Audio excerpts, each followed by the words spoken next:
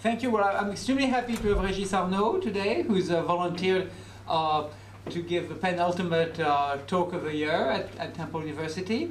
I'm Robert Dejarik. I'm the director of ICAS. So just a few things. If you didn't get an invitation directly from us, give us your business card and we'll add you to our email list. If you want to contribute to our programs, we have our contribution boxes, ballot boxes. They're transparent to prevent fraud. So without further ado, Regis will speak for about 30 minutes and then we'll have our usual hour of Q&A. So Regis, the floor is yours. Thank you very much. Thank you, Robert. I'm very, of course, honored and happy to be with you tonight. I'm going to try to. Robert is smaller, that's why. Thank you. Okay. For talking about a story I've been following up for about 6 months, and which has been extremely fascinating. Is getting more and more fascinating. One of the most fascinating aspects of it is that I'm the only one who seems interested in it. So I hope tonight you will be interested. There hasn't been almost any article about this issue. There will be for sure in the American press from next month, and there may be next year in the Japanese press once they understand the impact and the effect of what is currently going on. I just want to start by thanking CLSA, the investment bank that you may know, who asked me to write a report about it called Japanese Auto Parts, which I can share with you later. Tonight's speech will be more kind of, I try to explain this story like I would explain a movie, because I think it's a fascinating story. And if I had to make a movie about it, and I hope I will, I would call this movie Parts. Not only because we talk about car parts, but because you will see in this story that the people who are involved, I think, on the Japanese side, think of themselves as parts of an ensemble. And also because the word part, of course, an actor, a part is what an actor does. And I think in this story you will see that there is a European part, that there's a Japanese part, an American part, and that each one is playing its part. And that this whole story is a kind of tragedy and only can have a tragic end. So what's going on now? I found the other day, I was reading an article by a drug cartel about heroin in the New York Times. It's called Cocaine Incorporated. It was a great article, and the journalist at some point quotes the Mexican ambassador. And I quote the article. "Drug cartel, it turns out, is a whopper of a misnomer. Neither the Mexicans nor the Colombians ever colluded to fix prices or supply." Quote, "I wish there were cartels," Mexico's ambassador in Washington told me.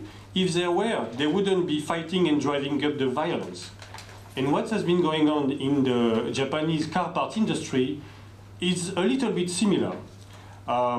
There is now a global investigation against antitrust on the car part industry. And you could call it a global investigation because it's both global, meaning that there are lawsuits in Europe, in Japan, and in the United States at the same time, but it's also local because most of the facts happened in a 50-kilometer radius around Nagoya, and more precisely, I think, around the Toyota Tower. This antitrust lawsuit is targeting 28 companies, and 23 are Japanese. If you look at the fines that have been imposed since October 2010, because the fiscal year of the Department of Justice starts in October, between October 2010 and June this year, $1.1 billion have been imposed on fines, and $950 million have been imposed on Japanese companies. And the huge majority, almost the whole of it has been about the car part Japanese industry. These sentences are extremely impressive. The most impressive is Yazaki, who got fined $470 million. And the second one is Furukawa Electric, which has been sentenced $200 million. And you have, as I speak, 11 Japanese executives who are in jail in California, in the jail of Lompoc, which is a minimum security prison. But minimum security means that it's the best of the American jail, which is not much. And these people you must understand, these people are managers in a car part company. They never broke any law in their life. They are good husbands, probably good fathers. When the light is red, they don't cross the street. They pay their tax. They would never steal an apple in a shop. But they are now doing jail terms that range from 1 to 2 years. What are the conditions at Lompoc? So I wrote a few characteristics of this jail to tell you what they experience now. The food here is not what you would expect. And they do not serve much of it. It's mostly Mexican food, because most of the inmates are Hispanic, around 80%. Visiting is every day. Weekday is 1 point, weekend is 2 points. You only have 8 points per month. In R&D, they will strip search you, so make sure you're not carrying anything, even in your butt. Don't wear expensive clothes when you first come in. There is control movement. You have 10 minutes to move from one place to another before they lock the gates. In Lompoc, there are gates with fences everywhere, like a medium security. So I'm describing that to try to make you feel how a Japanese manager who has been in charge of basically selling parts to a car maker must feel. I mean, what change his life must be. How his family must react. His family maybe lives around Nagoya, for example. And you can imagine the disarray of, for example, his wife or his children when people ask her, so where is your husband now? Because to explain that your husband is in a California jail, I think is something quite hard to tell. These people have been sent to jails because of behavior they usually had in Japan. They try to fix prices to limit the competition, and they overcharge their clients, the car makers, and the parts they sold to the car makers are now on cars driving in the United States, which, according to US law, makes them criminals.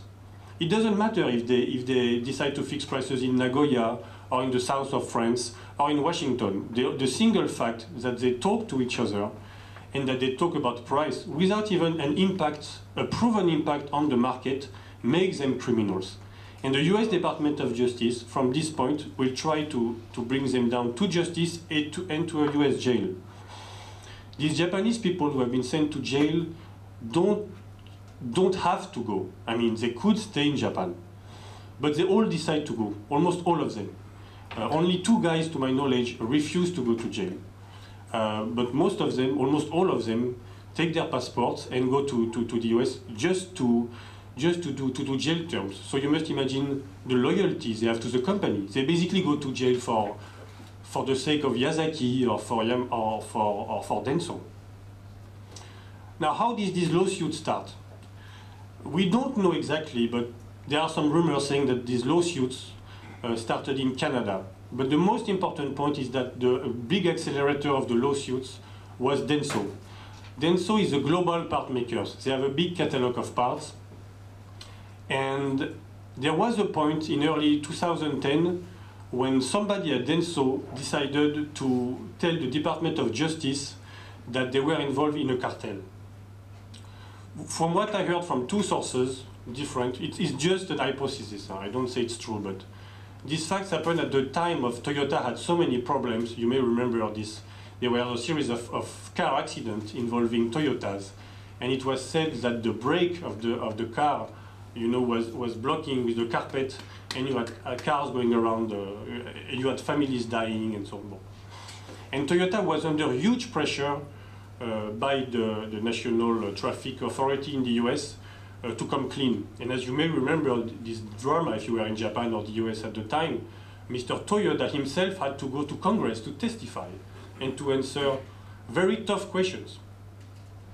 Now, Toyota, as you may know, is the origin of Denso. And most of the part makers come from car makers. Toyota is the first shareholder of Denso. Toyota is the first client of Denso. More than half of the sales of Denso go to Toyota. And if Denso at some point decided to talk and to explain that it was part of a cartel or that it was part of several cartels, because again Denso is involved in many different parts, in my opinion, they cannot have confessed, they cannot have informed the Department of Justice without Toyota's consent. What remains to be, what is true is that Denso was the real accelerator, and Denso basically gave the leaks to the Department of Justice. And from then on, the Department of Justice has informed its counterpart in Japan and in Europe that cartels on prices were taking place. Now, for me, it's extremely interesting because I think antitrust really attacks a core Japanese values, namely trust. I mean, trust is really one of the core, in my gaijin opinion, values of Japan, trust and loyalty. And antitrust is basically a way to fight against collusion of prices. So when the Department of Justice attacks cartels in the car part industry, it attacks, I think, a whole, not only an industrial system, but a way of living. As you know, in Japan, the rules between competitors are much less harsh than in Europe or in the US. If you talk to European companies, or if you ask how car makers buy parts from part makers in Europe, it is an extremely antagonistic and contradictory procedure. It's really a strength relationship where, let's say, Peugeot would try to get the cheapest price from Valeo, for example. But Japan doesn't work like that. As you know, your competitor is also your friend. You meet him in associations, in industrial associations, and the whole Keiretsu system is such that the basic philosophy is that nobody will die of competition. So to me, this is really a fight between two cultures. You may say one is better than the other, or you may say that the history goes towards less and less cartel and more transparency. But basically, it's two worlds fighting each other. What's extremely impressive to me also is the extent of the power of the Department of Justice. I mean, to think that executive in Nagoya will serve jail time in jails in California for actions that happened basically around Nagoya is extremely impressive. A few lawyers explained to me how it works. First of all, well, you have a guy you need to have, as we say in English, a rat. You need an informant. You need a company that will talk. It's what the DOJ calls the empty chair phenomenon. You arrive at a meeting with 5 other competitors to fix price, and one guy doesn't show up. So you're with the 4 guys, and you understand that one of your guys is not there because he has talked to the Department of Justice. So the way they would do that is that they would hear about a price fixing, and they would call the company, a Japanese company, for example. And the company would send a lawyer, and the lawyer would say, well, sorry, but we have deleted all the emails since 2000, so we really cannot reply to your request. So the DOJ would say, but that's fine, because we know companies like Kroll, or in Japan like Ubik, who can trace back deleted emails that were deleted until 2000, so it's okay. So then the lawyer may say, well, we are sorry, but actually a server, we don't have the same server in the US and in Japan. And my client doesn't want to give you the emails, and I just don't have access to it. And then the DOJ would say, okay, then we'll go to court, we don't negotiate anymore, and basically we will drive you out of business, we'll call the press, and we will make your life very miserable. Actually, a company has tried to do that. It's called AU Optronics. It's a Taiwanese company. And the president, the DOJ against the company, against the president, asked for a 10-year jail for fixing price. I don't know about Japan or the US, but in France, to do 10-year jail, I mean, you must have killed your whole family, basically. Nobody does 10 years in jail. I think even the worst terrorist is out after 8 or 9 years.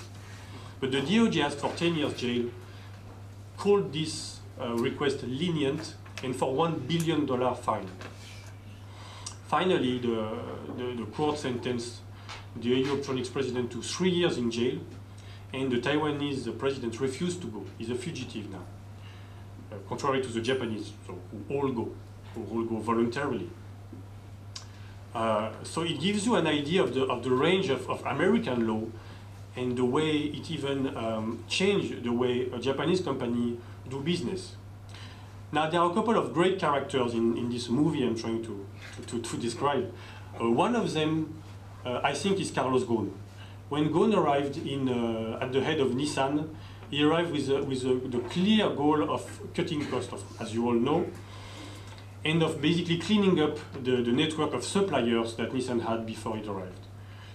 And this triggered part makers to organize themselves. I know, I have a lawyer who told me that he saw within the documents of his company an email that says, we have to organize because if Nissan continues this way, we won't be able to survive. So I think Ghosn was really the trigger of a behavior among part makers to organize themselves and to try to stop competition from destroying all of them. Again, because in Japan everybody survives and you don't want anybody to die. It doesn't matter if your margin is down, but the other guy will survive. Also, the good point of price fixing is that if you manufacture things, you need to have your factories always working. It's not like a service or shop or whatever. So you need to have a certain visibility on prices. Otherwise, you may have your factories sitting idle. They won't do any parts for a few years, and then you may be out of business. So for part makers, it's good also of them to organize. So this is another incentive for this cartel to arrive. The other character in our story is a lawyer called Gary Spratling. Mr. Spratling was an official at the Department of Justice who basically invented the system of fight against antitrust today. Until the late 80s, antitrust was not very severely attacked by Department of Justice. After the 90s, Mr. Spratling imagined that he would apply basically what you do when you attack mafia, which is a system called leniency. You would say, if you come forward, I will protect you, but and all the other people around you, all your accomplices will be destroyed. It's a very strong incentive to talk, because of course if you enter into such a price agreement, you are at the mercy of other people's talking.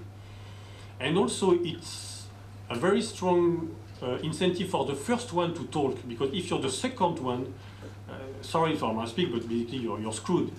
If you're the second one, the DOJ can tell you, no, but the first guy already talked, so you don't need to tell us all of that. You know, we all know who the people are. He invented the system and he attached jail terms to it.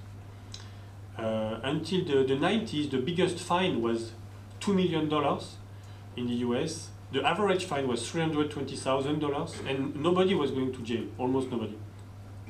20 years later, you have 40 guys in jail, and AU Optronics is being asked now $1 billion.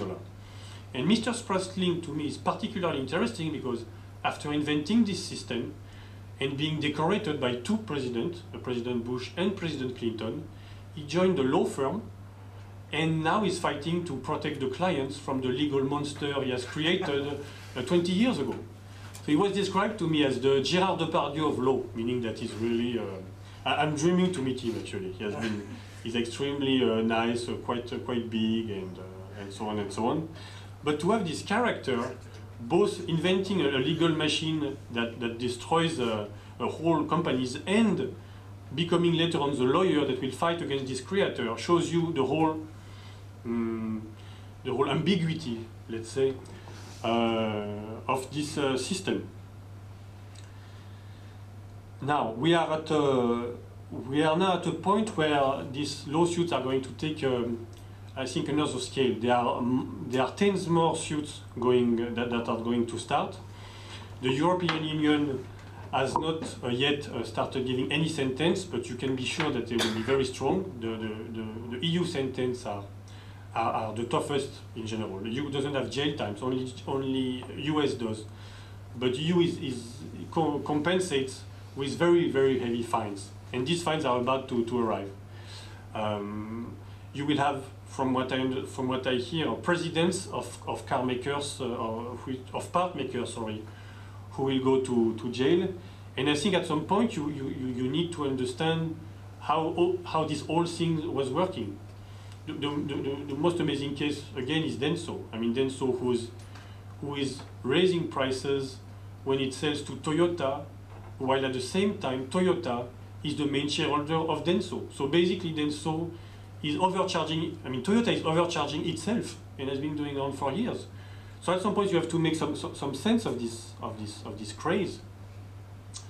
And I think that's what we're going to see within the next few years. We're going to see a whole way of doing business that will be challenged, because once enough amount of people are put to jail, I think the Japanese business community will start to notice and will start to pay attention.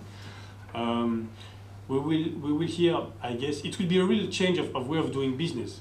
I don't know if the Japanese government will try to protect its citizens from going to jail, because it's a kind of, how can I say,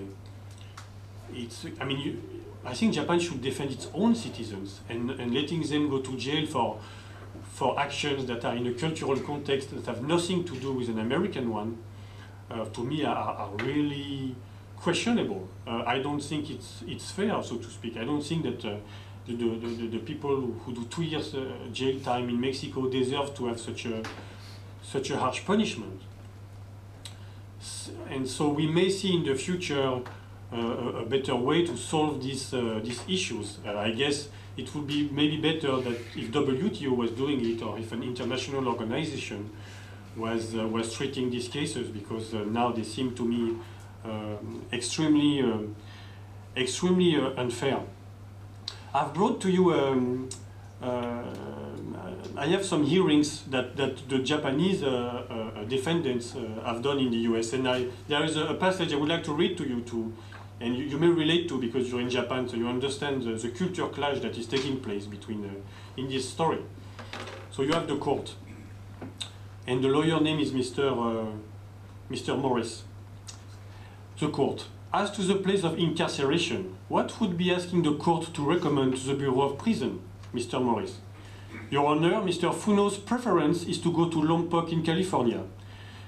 That's where he wants to go. The most important for him, though, is that his period of incarceration begin before April 30th.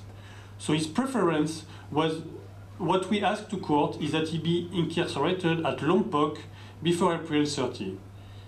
Is that also in California? Yes. He would go to Lompoc because it's critical, because he needs to be back in Japan March of 2013. One reason being the graduation of his son. And then you have the judge later on. Obviously, this was a serious offense, and some punishment needs to be imposed to promote respect for the law and provide just punishment. The need for confinement to achieve deterrence, I think, is especially minimal, and for others debatable. The need to protect the public, of course, is significant, but not in light of this defendant's history and characteristic. I'm sure that, as promised by Mr. Funo, he wouldn't be seen in a criminal venue again after his sentence in this case is complete. And then Mr. Funo is sentenced to 1 year and 1 day in jail. And later on, the court asked, I'll call on Mr. Funo. Mr. Funo, did you have anything that you would like to say concerning the court's decision? Yes. Mr. Funo, I'm very sorry for my family and government, and I will never do that again, and also I will cooperate continually. I'm sorry, the last sentence was, I will continually cooperate with the government. And the court say, okay, very fine. I think in this exchange you really see I don't want to say the naiveness, but the way a system that is totally out of the reach of the defendant puts him into a jail to have an amazing, a terrible experience, and then sends him back to his country.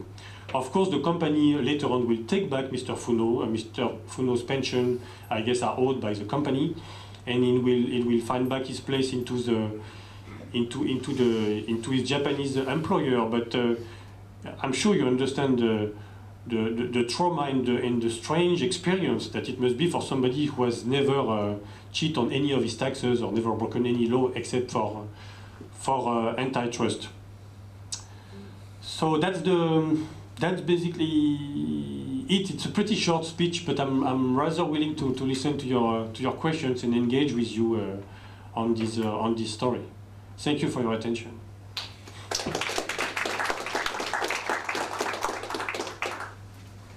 so we'll take questions. One last thing, sorry. I wanted to show you a small movie made by lawyers. It's a kind of movie, an educational movie for Japanese for Japanese manager to behave well when the FBI is at your door. So I will just show the first 4 minutes.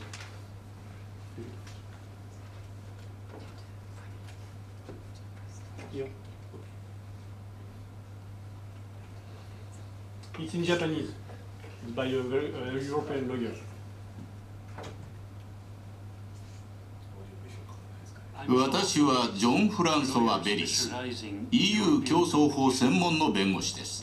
今日ご覧いただくビデオは EU 競争法をどのように守っていくかということです。欧州連合すなわち EU は EU において販売されるすべての製品サービスに適用される多くの競争法のルールを制定しています。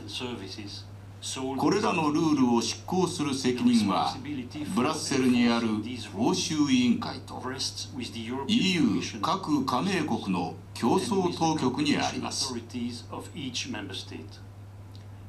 一体どのようなルールが問題となっているのでしょう。EU 競争法は主に EC 条約の81条と82条という2つの条文が基礎になっています。81条は EU 内で競争を制限する協定・協調行為を禁じています。この条文は同じ商業レベルでの企業間の協定である水平欧州委員会と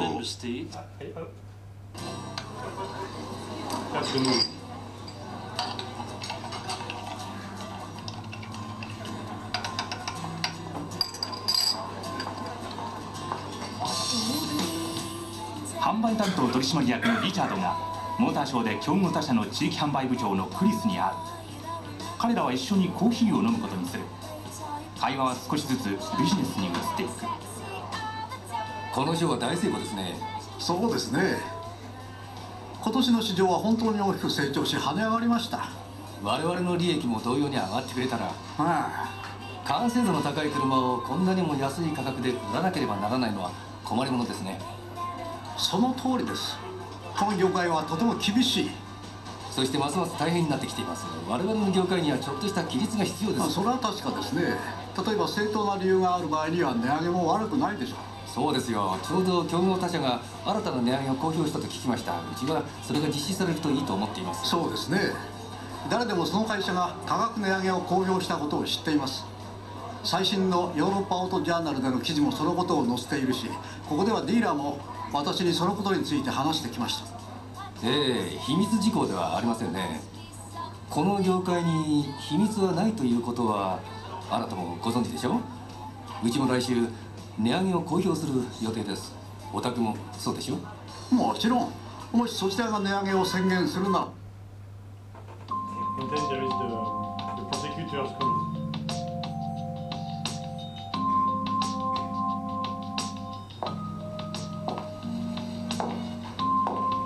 ロバートソンが新しい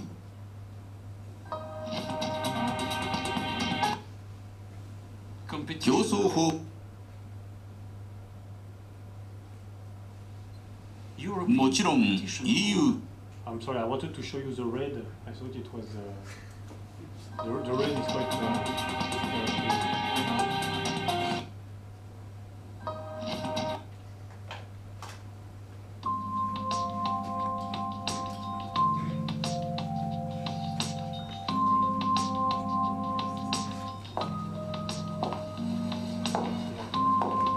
ロバートソン I'm going to try to show you the red because the red is I don't say funny but maybe here. No, I think scene one. Yeah. No, left. Oh, this one? Yeah, I think that's the one. It says Tachiri Kansa, so dawn red it says. Okay. 欧州委員会と各加盟国は広い範囲にわたり審査権限を持っています。EU 競争法違反を行っている faster.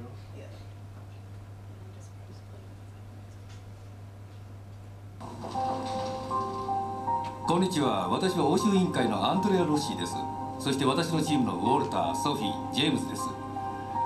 専務のアダムスさんと常務担当役員のフランクさんにお会いしたいのですが。申し訳ありませんが、2人とも外で会議がありまして午後まで戻りません。それではどこにオフィスがあるか教えていただけますか？実はあなたの会社は EU 競争法に違反した疑いがあり、我々は欧州委員会の権限により調査に参りました。その決定書類を私がここに持ってきています。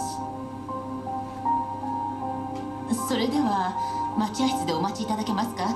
アダムスとフランクに連絡を取ります。留守中にオフィスにお通しすることはできませんので。何度も申し訳ないんですが、我々にはオフィスに立ち入ることのできる権限があるんです。どこにオフィスがあるのか教えてください。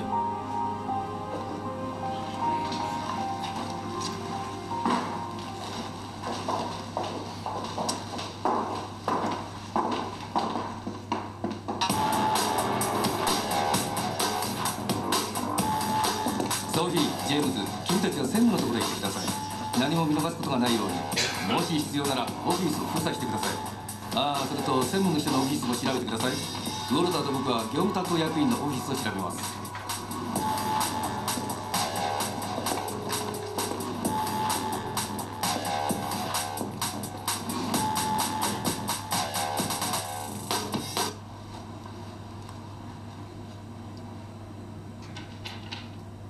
このキャビネットを開けていただけますか？ここは専務の個人的ファイルのみですが。わかりますが、審査に関係のある書類がこの中にないということを確認しなければならないので。わかりました。鍵を取ってきます。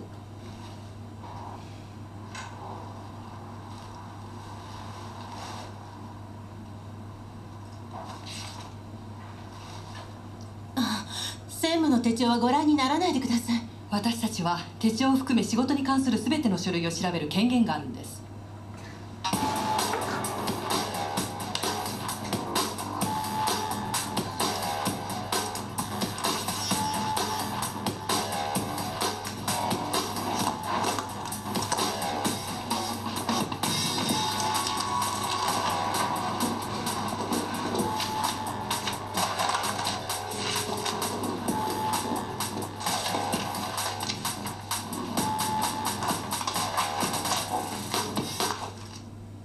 ロッシーさん、我が社の顧問弁護士のルルーさんです。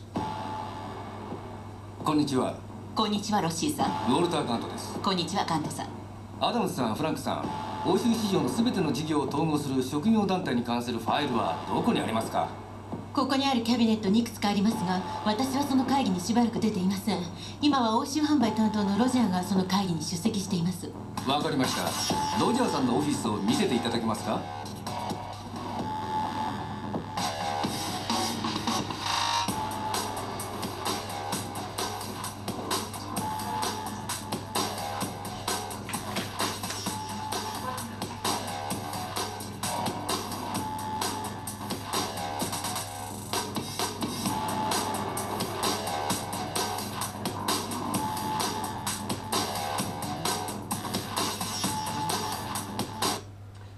？So basically, that's what that's the kind of film that big law companies show to their clients, especially Japanese clients, to explain to them what's at stake for them.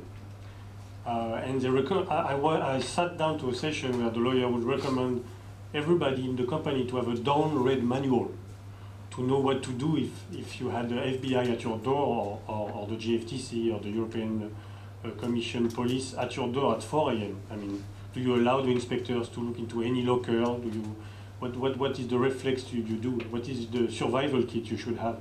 So it gives you an idea of the type of risky environment all these companies are now operating it, and very afraid of breaking any compliance law. Thank you very much. Thank you so much. We'll take some questions. If you can introduce yourself, since it's possible that Regis doesn't know all of you. So, who wants to ask the first question? Yes.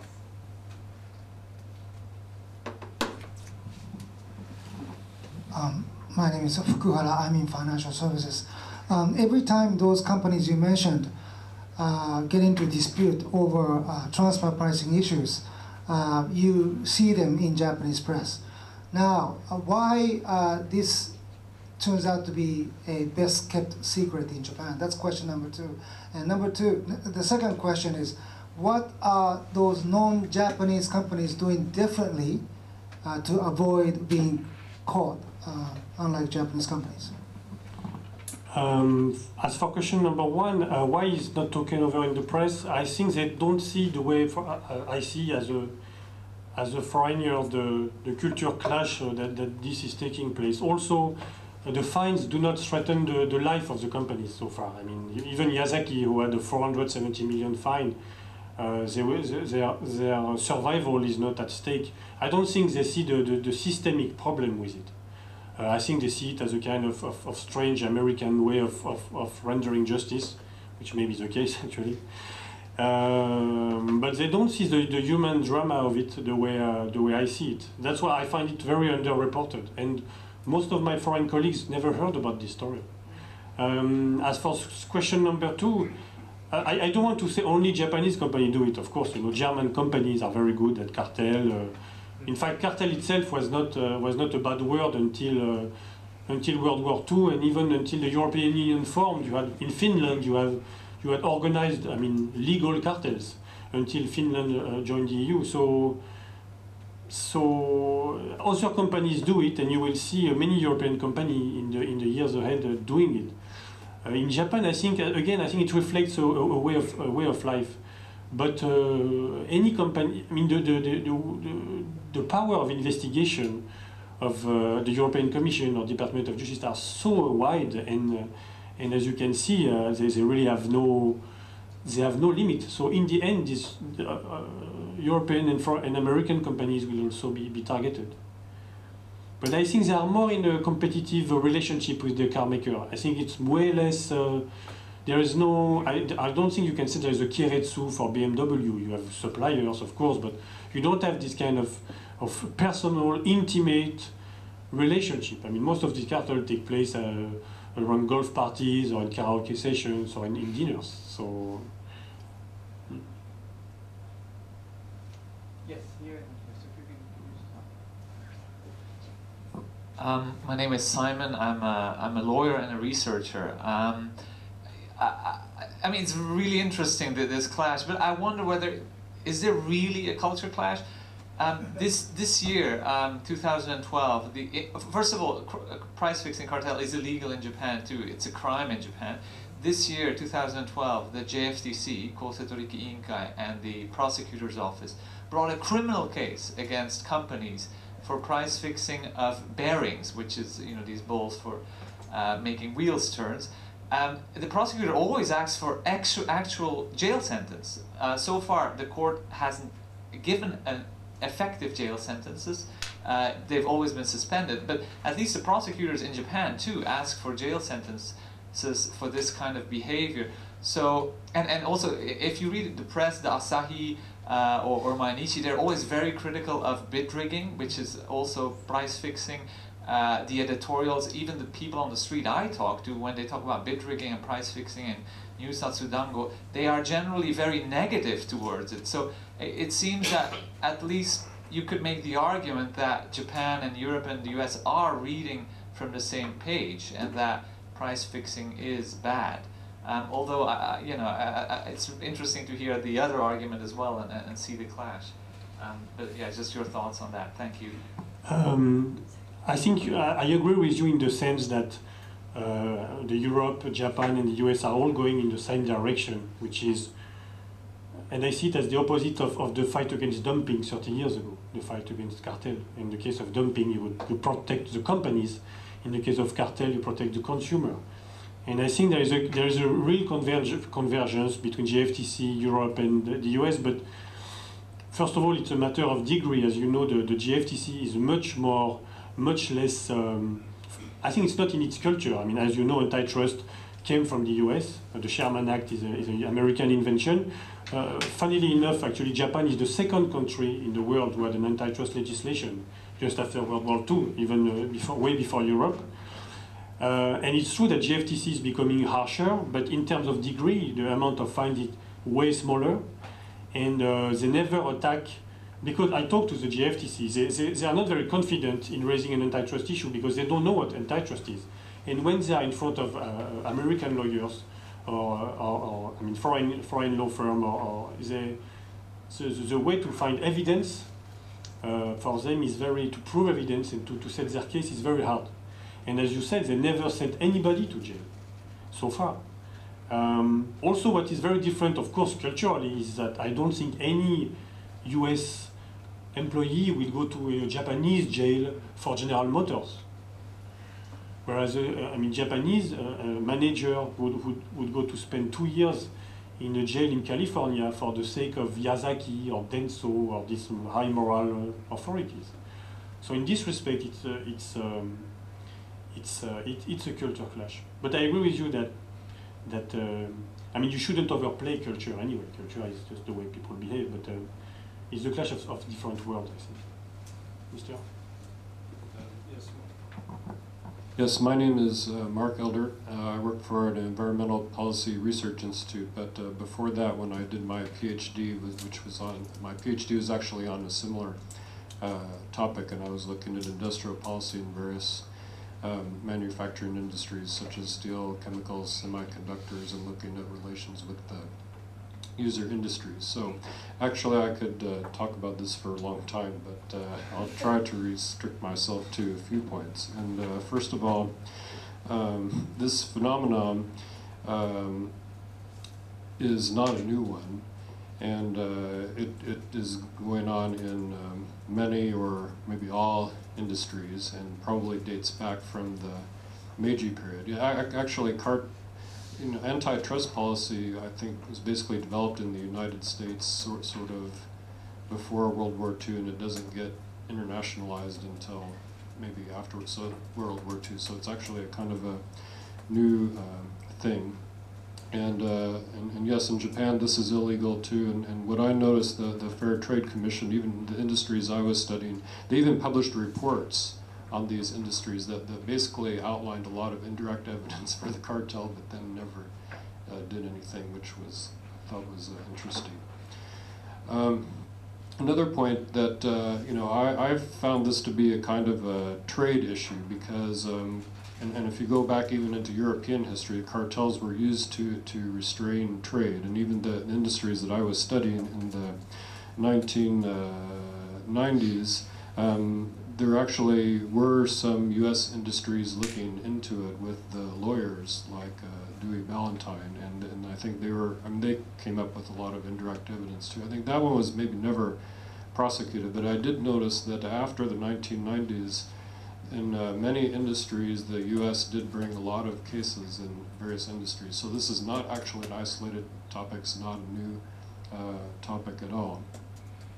For me, the the really interesting issue from a kind of political science point of view is why they do it. And I think that the particularly important case is the case where the user industries like car industry either support or do not complain about cartels by their suppliers. And it's not just auto parts, but also like chemicals and steel and various, exactly the same thing happens. And especially in Japan, the users tend to tolerate it. I think anyway, there are a lot of reasons. One is if it's a consumer industry like autos, they just pass the costs on to the consumer. They don't really have to worry about it. Now, if they were but then if there's an intermediate part of the chain, then it's a different story. Anyway, I won't get into that in detail. But to me, this is the part that deserves really a lot of analysis. And also, I think another reason why it works is again the U.S. tends to be the exception in this case, and I think a lot of the firms in many other countries a lot of these industries are internationalized, so a cartel won't work if you don't cooperate with industries in other countries. So I think companies in a lot of other countries are involved in these, and I think especially in the ones I was studying in the past, Europe was too. and kind of the U.S. was standing out alone and suffering from the trade effects of this. So anyway, those are my observations. I'd better quit before I talk all night. So, thank you. Thank you. No, I agree with you. It's really a trade issue, and I think it may be raised during TPP and EPA talks later, because it's clearly when you talk to part makers, European ones, they feel rejected from Keiretsus especially in Honda and Toyota. And as for the internationalization, you're right, but in the car industry, you have a few parts that are really that are controlled by oligopolies, and most of them Japanese. Like for example, the lights of a car, and it's a very hard object, very hard part to make. The headlight of a car, and it's only 4 or 5 companies who do that. So it's pretty easy to do a cartel on that.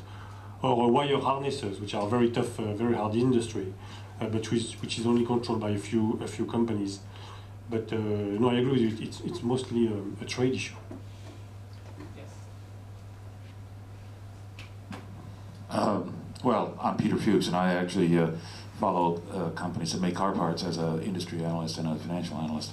But just the other day, I went to my local Denki store to buy a new washing machine, laundry machine, and all the prices are hachiman kyusen. You know, so you go to any of these Denki stores, you go to Bashi or anywhere big camera, and you go down there. The salesmen come from Sharp and Toshiba, and all the prices are set. So I mean, it's a routine thing in this country that there is a harmony across the pricing, and by and large, the discount from the list is so good, and the points from BIC or whatever are so nice that the consumer doesn't really feel cheated, right? Even though probably they are. So that's just a local example. I ended up buying a Sharp because there was a woman from Italy who had just gotten employed there. She's in the Jinjibu, but to train for her Jinjibu role, she's out in the stores helping sell their machines. But the interesting thing, just a quick observation. Sorry? Sales training. Yes. But also Sharp needs to have everybody out there selling this year, especially. No, several observations, and I know the people at Yazaki quite well. They are quasi-monopolistic of their own right. They are so big. They are the largest consumer of copper in the world. And I spoke to the CEO some years ago when he was trying to find new sources of copper by talking to oligarchs in Russia and a tribal chieftain in South Africa to see if he could open a new mine there. These are massive companies. And I think they have about 60% share of the world's wire harnesses, which are all those green, red, yellow wires in your car.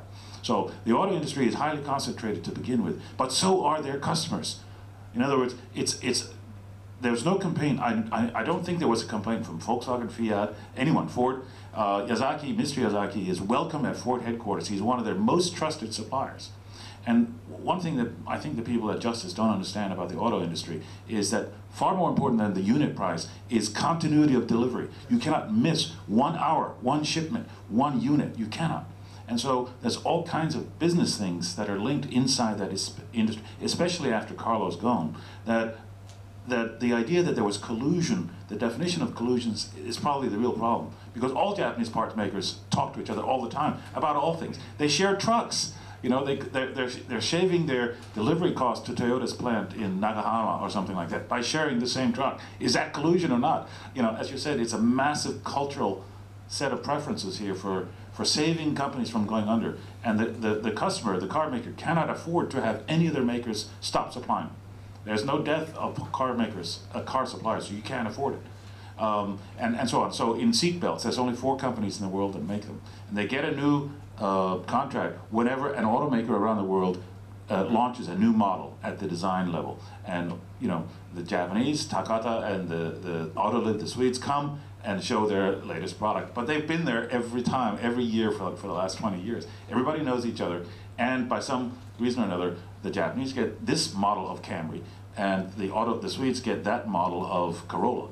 And so there's this, how can you avoid having some degree of collusion, of harmonization?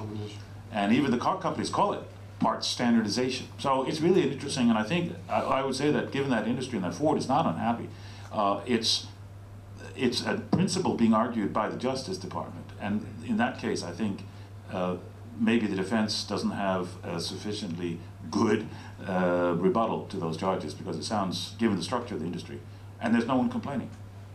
Thank you. Yeah, exactly. And I mean, I spoke to someone in charge of purchase at Nissan and Renault, and he was telling me, I work at Renault in Spain. I'm asking for a part, and after 2 months, the guy says, "Oh, I'm sorry, we are late 1 week. Oh no, the part actually we made it 2 centimeters too long. Sorry, it's 2 kilos later." And then they start into a fight, and then each other takes out his contract, and they start arguing about the contract and about who has to do what and who is responsible for this, that, that. Bon. And in the case of Nissan, every time, first of all, of course, the part will be delivered on time, it will be perfect and clean and polished and whatever. And if there was a problem, nobody will pull out any contract from any pocket or any suitcase, because they are just two guys trying to solve a situation. And so there is a kind of beauty in it, and in kind of lack of, I don't know how to say, judiciality, or lack of just a simple personal relationship between two companies or two guys trying to make a car. And I'm afraid it has been a little bit lost in the West.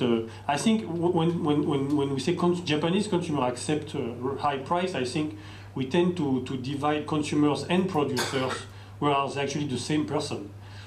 And the Japanese industrial machine has been preserved to that day, contrarily to the European industrial machine, because I think you allow some kind of personal relation in the business, which sometimes ends up in collusion, but which is just a way of doing things and relating to each other. So that's why I call it also a cultural issue. It's very hard to judge who is the villain and who is not the villain. For me, the DOJ is maybe one of the villains, actually, because I find the system extremely hard, extremely harsh. No, but I wonder, I mean, to kind of take advantage of sharing this, whether to some extent Japanese consumer doesn't accept it because he's not fully aware of the cost. Because there's a Casio watch, right, in Japanese. I bought it on Amazon. Mm-hmm. Amazon Japan sells it for 6,400 yen. Free of delivery. Delivery is free. Amazon USA, including delivery, sells it for $32. Now, you don't need a PhD in economics to know that $32 is a lot less than 6,400 yen. So I think one way in which a Japanese consumer suffers is, in many cases, prices here are abnormally high, and it's not an exchange rate issue. I mean, it's 6,400 yen, $32. I mean, whether you have a cheap yen and expensive yen, yeah, someone is getting... But I think he benefits from it as a producer of the same watch. Well, actually, that's why you still have watchmakers in Japan and not anymore in Europe. I'm trying to see where this watch is manufactured. Well, it's made in China. It's made in China. It's made in China, so the Japanese consumer is getting doubly screwed. He's not getting income from making it. But it's Casio watch? Yeah. So it's a Japanese watch. You still have a Japanese watch. Well, it's a Japanese watch. Well, I mean, the shareholders of Casio, who may be foreigners actually, are getting a good deal. The shareholders of Amazon Japan, either getting a cut or getting a good deal. But I mean, someone is getting a bad deal. So the bottom line is check Amazon.com USA. It's actually, by mistake, I had it delivered in Japan. I still saved, I paid $32 delivered in Japan, as opposed to, who collects the fines and how are they distributed? Do you know? I mean, do they go to Mr. and Mrs. Smith who bought a Toyota, or? No, the fines goes to the U.S. Government. Okay. And actually, if you calculate the fines that of, for example, 2011, I calculate it represents 9 days of trade deficit. So it's a great way to save taxpayer money. With a hammer, you say, Mr. Yazaki, now you give me $400 million. It's much more clever than spending on R&D, innovation, marketing. You just collect fines for antitrust, and you have a great day.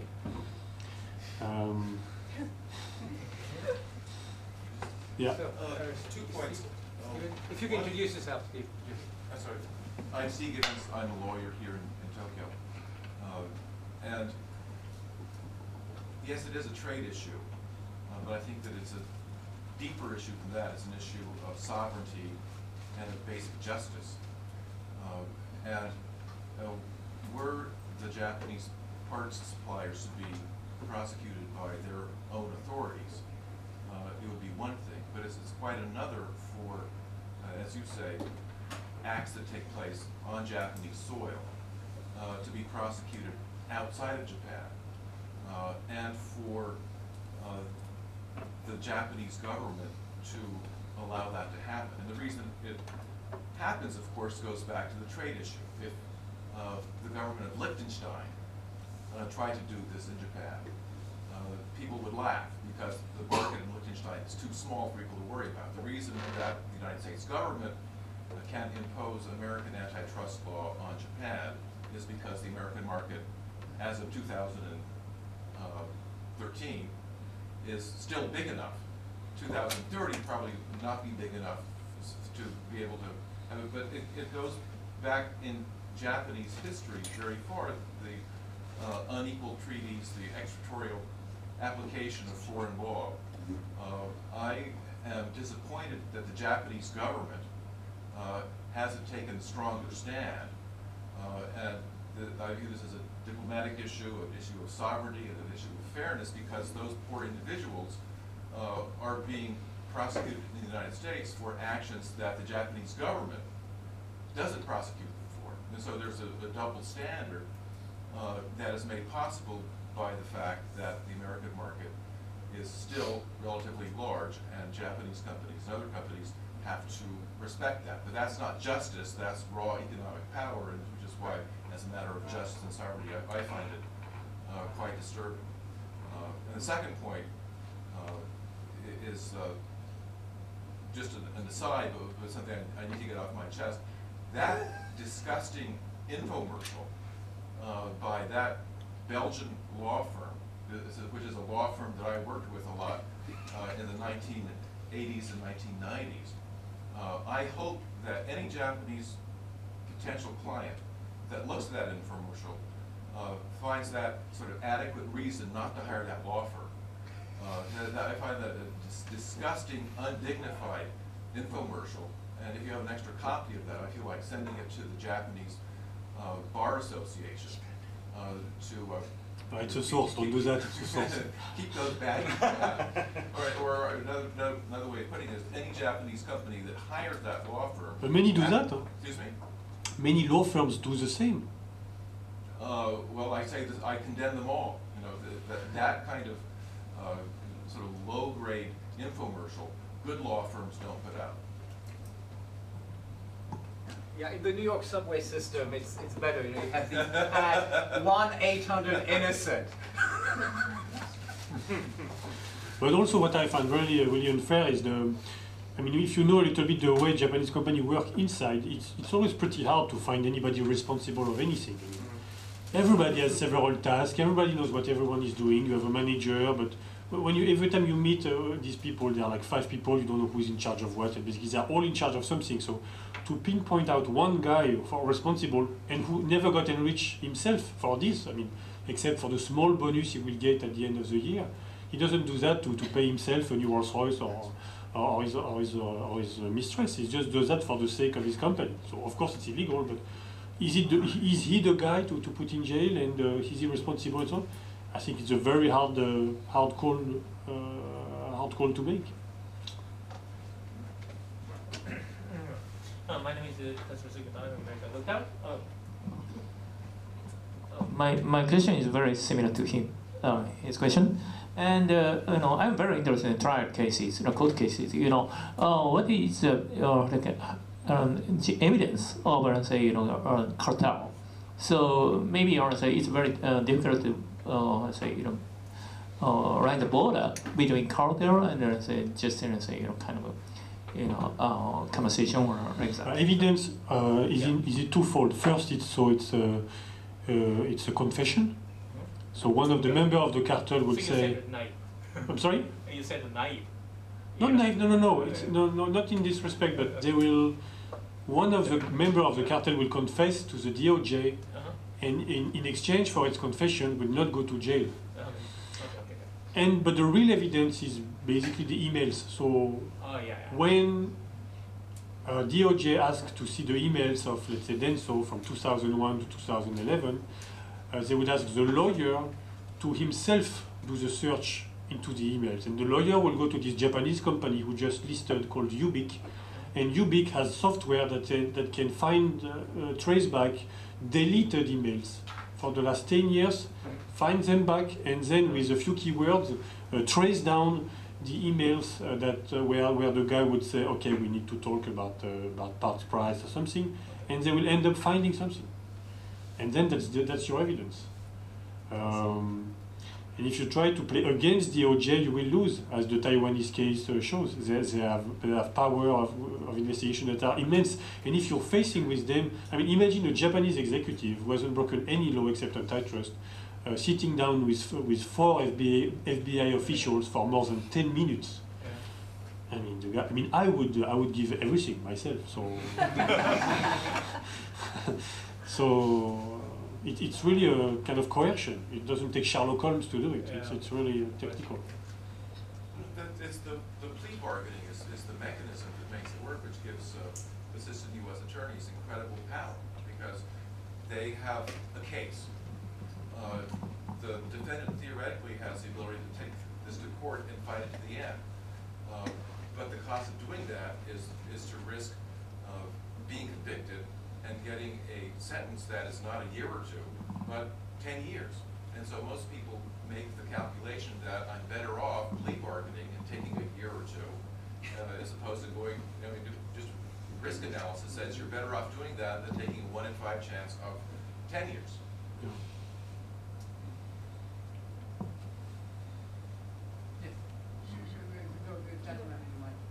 Okay, yeah, actually I already have the mic. Tom Whitson, I'm not a lawyer, but Steve's comment about extraterritoriality I thought was interesting. Seems to me that the FTC in most countries is highly politicized. I think in the United States, under Republican administrations and Democratic administrations, the naming of the commissioners has an effect on how aggressively they pursue things. Several years ago, there was a number of large U.S. mergers, which were basically, they fell apart because the European Fair Trade Commission said no. Currently, I don't know that the Japanese have ever really interfered or influenced, but what we're seeing, I think we're going to see now more in the future, is that Chinese FTC as a major weight in determining whether mergers go forward. And I understand that there's the major steel merger, which is being held up in part by the Chinese FTC. Could you comment on what you've studied about that? Yeah, there is a Chinese FTC, the Chinese Fair Trade Law, which from Antitrust is totally political, and I mean, except Japan, actually, the rest of Asia is pretty loose and lax on antitrust. I mean, Singapore, for example, is very lax. You would imagine Singapore to be the paradise of law, but in this respect, they are very, very, very lax. And China is just, I guess the nature of the Chinese economy up to now is just big conglomerates born out of the government, and which are cartel in the first place, or which are just the most anti-competitive bodies you can think of. I think, as you said, that there are mergers being blocked and purchase of companies by Japanese, or the company being blocked by China. It's purely political, but I guess it will have to become more fair and more responsive to the rest of the world. Now, I don't think you have serious car part makers in China so far. I mean, you have, but I wouldn't drive a car which has everything into Chinese parts. I mean, I don't think they are there yet. Maybe they are, I don't know, but I don't think they are a threat for the rest of the industry. So I guess they will become better and better, but now the only thing I know is that they are pretty in the infancy, so to speak. So I'm not sure I answered your question, I'm sorry. But I think they have a power to block because China is a huge market, but that's all so far. There's another question, no, sir?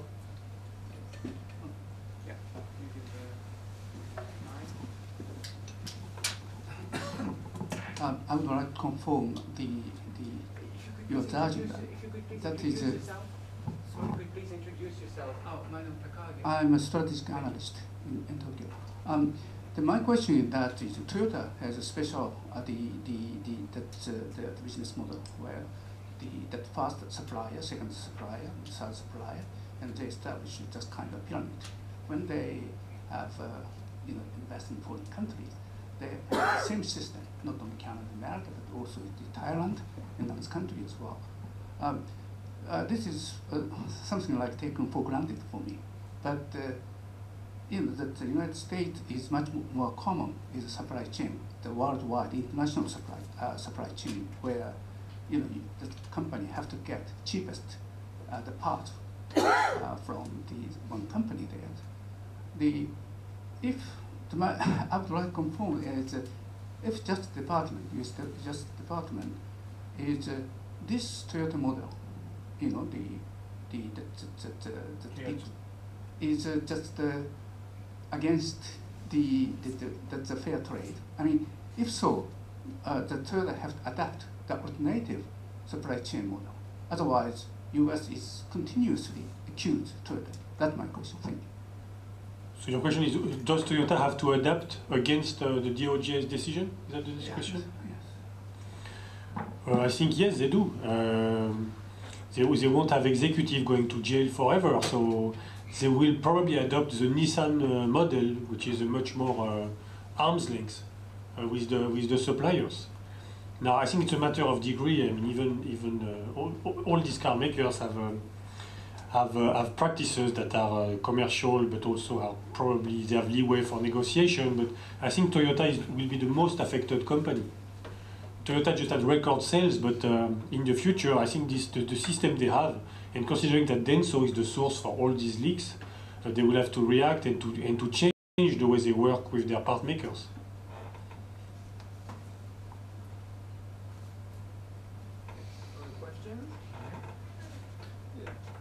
Yes, here, right there. And if you can just, sure. My name is Brian Bolton. Question I have is, what stimulated the Department of Justice to commence the investigation? Were there political pressures? Did Toyota go and try and cut a deal with them? I mean, what's the background to it? From what I understand, when Denso people entered into their rooms, they thought they would have like just a couple of cartels, but Denso came with 50 parts, which were cartelized, and so it started the whole thing. It was just an opportunity, I think. They had Toyota, which was politically very hurt, and which was even risking losing the whole American market. From what I've been told once, that the National Traffic Authority found internal documents into Toyota as they were investigating Toyota for this series of accidents, trying to understand why this brake doesn't work and so on. And by analyzing it internally, they find out that the part price was not right. And they passed on these documents to DOJ, and then DOJ just summed up Denso people and said, now you have to talk. And the guy talked, because as Stephen said, the system of plea bargaining is such that you have to snitch on your neighbor or your ally to survive. I have a lawyer friend who tells me that his client, there are 7 executives indicted, and each of them has his own lawyer, and they still go to the company, but each client is trying to save his skin, so he has to say bad things about his former colleagues and partners in crime, so to speak. So it's really an amazing system, because it creates a guilt, more and more. So I think it was just a matter of opportunity. Antitrust lawsuits, they tend to go from one sector to another. You find it's chemistries, and it's vitamins, now it's car parts. Next, I heard it's electronics, because you have the same in electronics, in semiconductors, and so on. And also geographically, soon the Koreans will be attacked, and after the Japanese, and then the Chinese, and so on. It moves. There are eras like Picasso, the blue era, the red era, but it's the same. Vitamin, car, and so on and so on and so on. So it's just opportunity, I think. And they have so many cases that actually they cannot proceed all of them. They said that we are awash with lawsuits. Each lawsuit takes like about a year. So if you have 50, You have a lot of work. Plus, considering the fact that their system is, you not only investigate one cartel, but when you negotiate with DOJ, you have a system called leniency plus, which means that if you tell that you are a member of other cartels they are not aware of, you kind of get points. You reduce your sentence, you reduce the fines, and you have to sign a paper that says that where you swear that you are not aware of any other cartel. And if they found out another cartel, the first agreement is cancelled, and you get the full sentence. So it's really a kind of virus, a legal virus, going from one company to another until there is no more any cartel whatsoever. So it was just opportunity. So. Somebody had raised yes. Hey, my name is Xavier. I work for Hearst Magazines, and I'm just curious. I don't really see what's wrong with the DOJ prosecuting people who broke the law and who made money selling their products in America. I mean, and you're obviously not the only one who thinks it's wrong, but I don't really see the problem with that. It's true that when you think of the Japanese executives in a Southern California prison, it seems out of place, and perhaps the sentence is harsh.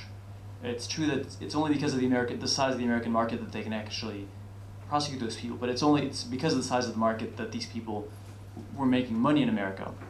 What exactly is wrong with this? I think there are two things, but I mean, if you look at, for example, the United States refused to go to the International Court of Justice for exactly the same reason. They want to prosecute their own people under their own terms.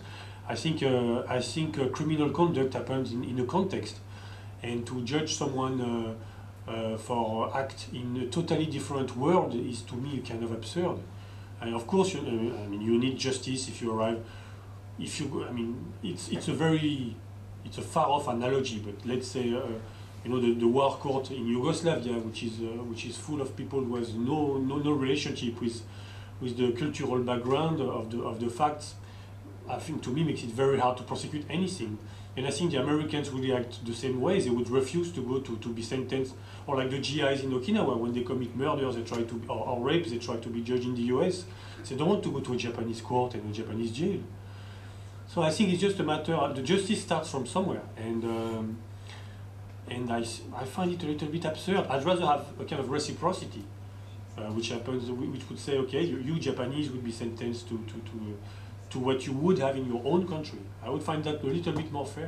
So if they have their meeting, if the same Japanese executives had their meeting in America, then they should be prosecuted in America? Because these are global companies. It doesn't matter where they meet. It doesn't matter where they're from. I mean, these are companies selling and producing all over the world. I don't just find it that it's hard, but I guess, I mean, if at least the offense was taking place on U.S. soil, I mean, okay, of course they could be prosecuted, but in Nagoya, I mean, for car parts, doing 2 years jail, I find it a little bit. I find it a little bit very harsh, and I don't think Americans would allow that to themselves. Yeah. No, I mean, actually, U.S. service members here are tried in Japanese courts. Since recently. Yeah. No, that's. I mean, the SOFA has been fairly clear for some time. I mean, because if the rape in the 90s in Okinawa, they went to a Japanese prison. Well, obviously it was different. I mean, it was committed on Japanese soil. In some countries, they don't. For example, in Germany, I talked to U.S. officers. It's all different. In Afghanistan also. The Afghanistan different. In German prosecutors sometimes prefer that U.S. soldiers be tried in U.S. courts because a U.S. court-martial sends you to prison for much longer for rape than a German civilian court would. So it varies from case to case. You know, in Afghanistan, I don't think they get tried in Afghan courts. Though it would save a lot of money because Afghan justice is fairly swift, I think, and cheap. Yeah. Well, yes. Yes. Oh, okay. Second question is from the perspective, not from the perspective of roads, but also from the perspective of economics. Toyota is a big shareholder of, say, probably, I don't know actually, Denso company. So probably by tacit rules, they cooperate with each other. So in that case, with that evidence, maybe it's not only Japanese company's case. Probably, you know, well, both two companies and became a shareholder, big shareholder each other. In that case, you know, I don't think it's you know, how to say, you know, it's very difficult to you know how to find the evidence of you know cartel. But you know, kind of tacit rules. You know, is it okay or not? And if you know, without you know, say you know, documents or emails, you know, is it okay? Well, if you talk to foreign part makers who try to enter Toyota Keiretsu, like Forestia, Forestia is I think is a number one in what I forgot, but basically in Japan they have 0% market share. In the rest of the world they have half the market share. You talk to Valeo, you talk to Bosch or these companies, they say they are allegedly shut off from basically Keiretsu. So for them it's not fair. But I agree with you. I mean, to have a long-term relationship with a part maker, obviously you have some good and bad sides, and you negotiate over things other than price, over flexibility and delivery. So it's very hard to say what's wrong or bad. But what is once you have the evidence of people colluding over price, you have something wrong. So, and there is evidence. People write emails, and they delete it, but you can find them. So.